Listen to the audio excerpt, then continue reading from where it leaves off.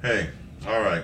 Like I said, this this bill, this anal sex and oral sex bill, is for same genders. This homosexual bill, homosexuality and homosex, which is anal and oral sex between two people of the same gender,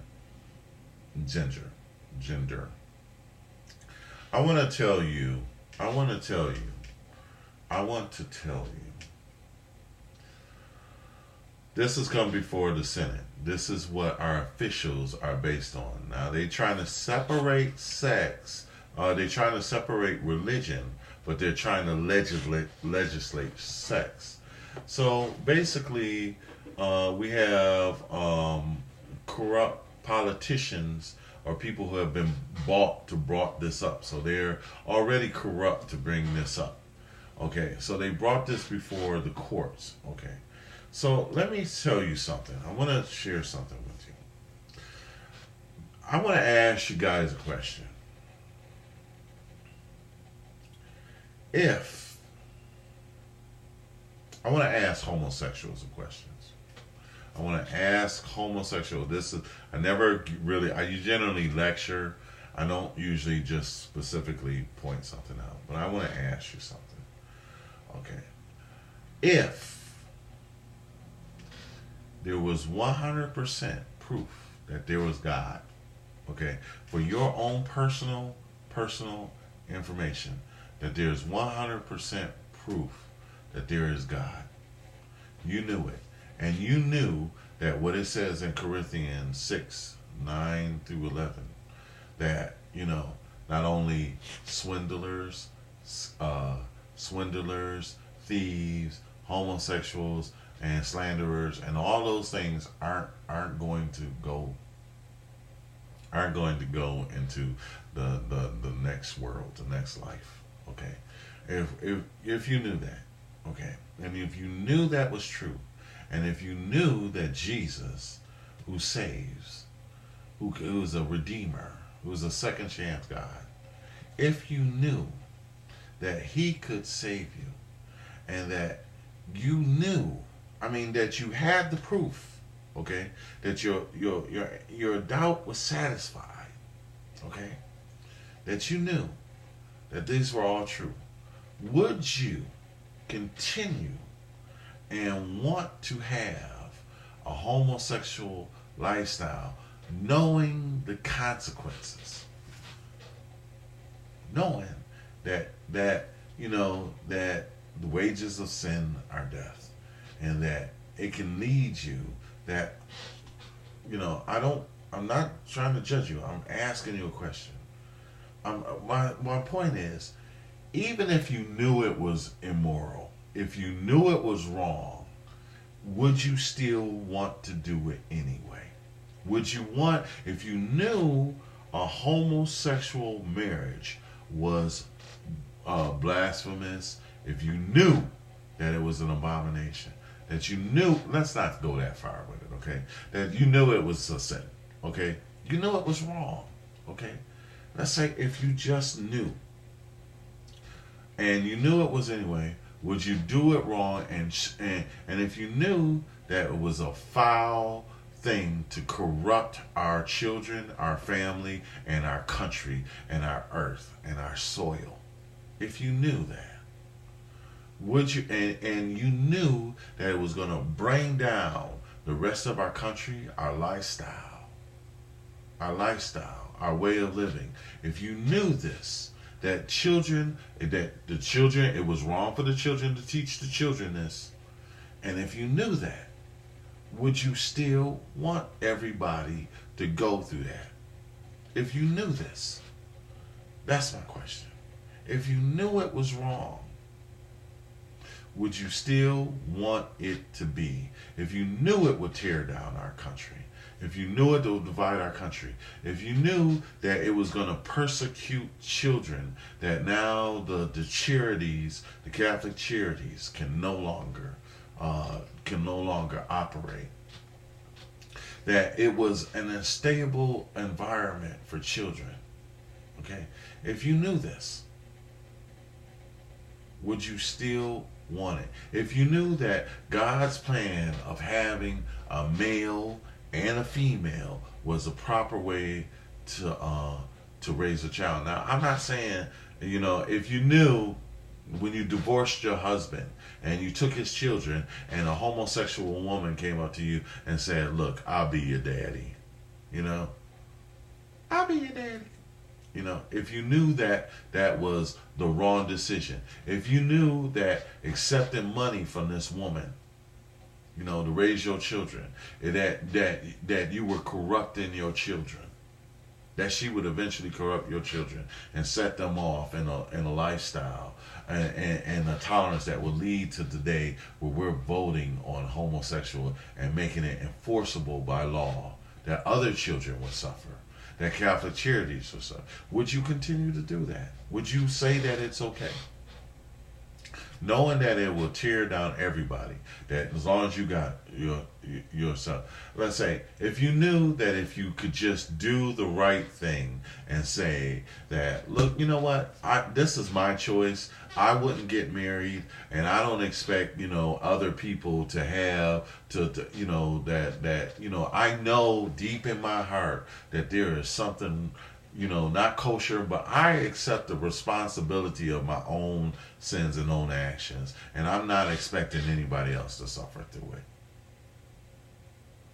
If you understood that, would you still want this to happen? Knowing that it would cause somebody. There's one other point I want to say. I don't know if I should say it, but